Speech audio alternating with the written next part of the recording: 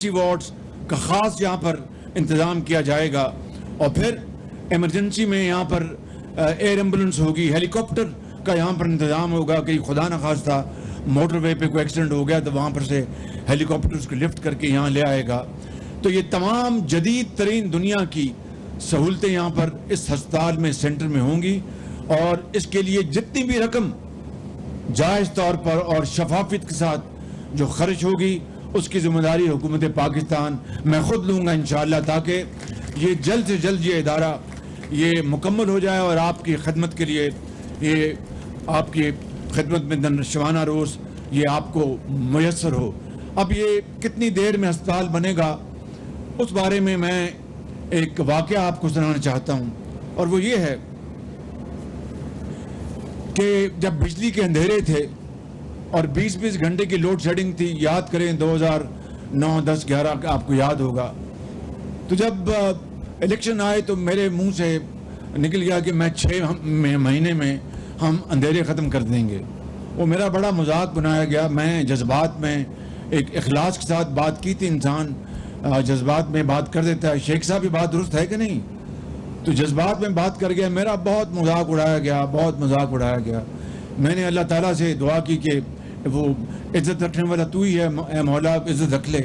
تو آپ نے دیکھا کہ نواز شریف کی قیادت میں 2014 سے لے کے 2013 سے لے کے 2018 میں 20 گھنٹے کی لوڈ شیڈنگ پورے ملک میں ختم ہو گئی اور پاکستان میں دوبارہ اجالے آ گئے. آج میں کوئی تاریخ تو آج نہیں دوں گا. میں راستے میں بات کر رہا تھا ڈاکٹر بھرت صاحب سے، اور سیکرٹری ہیلتھ بھی یہاں پر موجود ہیں، ان سے جب پریزنٹیشن دے رہے تھے ان سے میں کہہ رہا تھا، اور میں کہہ دیتا ہوں، میں نے کہا کہ مجھے یہ 1 سال میں ہسپتال چاہیے مکمل. اب آپ اللہ تعالیٰ سے دعا کریں کہ یہ 1 سال میں مکمل ہو، اس ملک میں امن سکون ہو، اس اپنا معاشی سیاسی استحکام ہو. تو یہ انشاءاللہ میں پوری کوشش کروں گا. باقی اللہ کے ہاتھ میں ہے. 1 سال ایک بہت بڑا چیلنجنگ ٹائم ہے. مجھے بھی پتہ لگتا ہے کہ یہاں کھڑے ہو کے بھی 1 سال میں یہ کس طرح مکمل ہوگا، لیکن 24 گھنٹے اگر کام کریں گے دن رات میں، یہاں پر 24 گھنٹے کام ہوگا.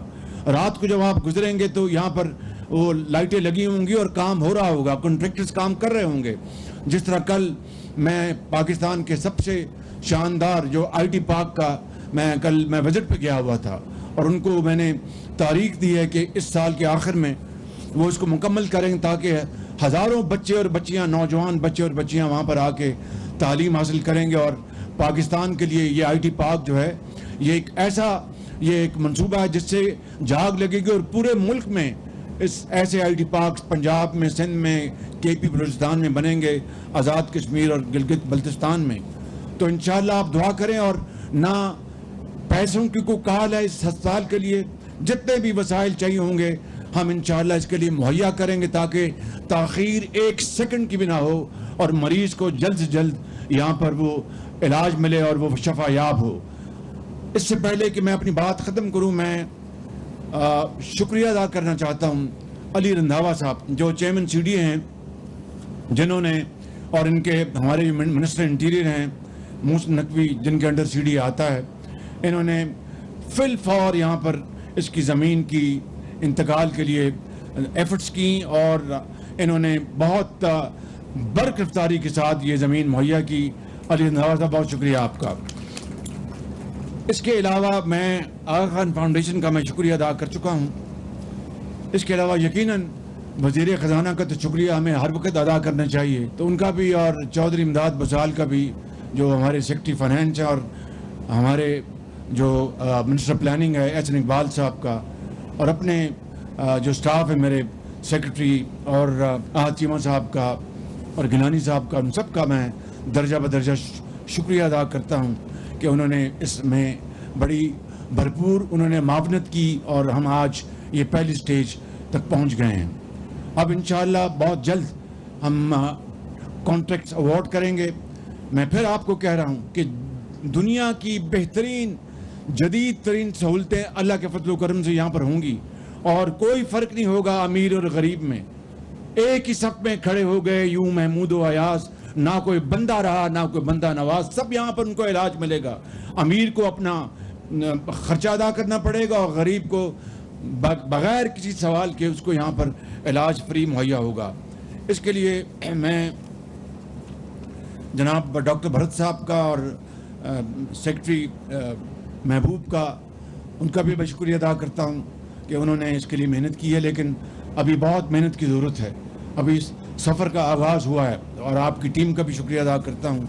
یہاں پر جو متاثرین ہیں اس زمین کے، میں ان کو ابھی میں نے اپنا پریزنٹیشن لی تھی، وہاں پر 1 ونڈو آپریشن کا انتظام کیا، اور میرے کہے بغیر علی رنداوا نے انتظام کر دیا ہے۔ یہ 1 ونڈو آپریشن کیا ہے؟ جب لاہور میں اورنج لائن بنی تھی، اورنج لائن، تو وہاں پر زمین کا معاملہ، کسی کی 3 مرلے، کسی کی 6 مرلے، تو وہاں پر اپنا محکمہ مال کے نہیں جی یہ تو فلاں ہے، ڈمکاں ہیں۔ میں نے کہا یہ غریب آدمی ہیں، اپنی پونجی اورنج لائن کے لیے دے رہے ہیں، الٹا آپ ان کو تنگ کر رہے ہیں۔ ان کو فوراً بٹھائیں، چائے پلائیں۔ پھر میں نے وہاں پر مرکز قائم کیے، وہاں پر سردی تھی ان دنوں میں، وہاں پر ان کو چائے ملتی تھی، اور 1 دن کے اندر سارا حساب ان کو رقم ادا کی جاتی تھی۔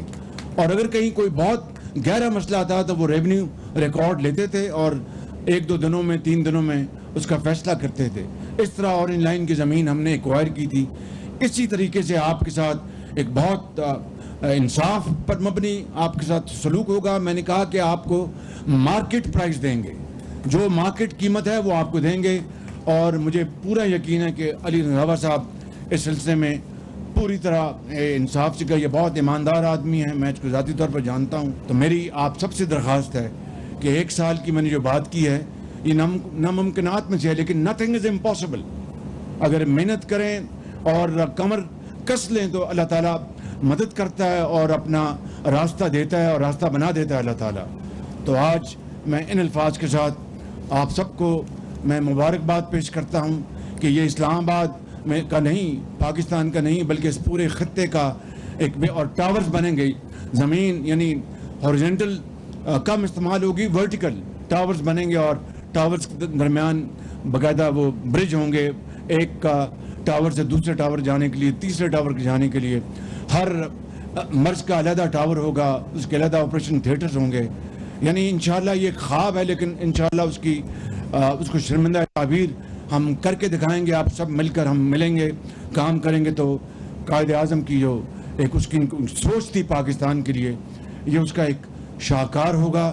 اللہ تعالیٰ آپ سب کو خوش رکھے۔ پاکستان زور، پاکستان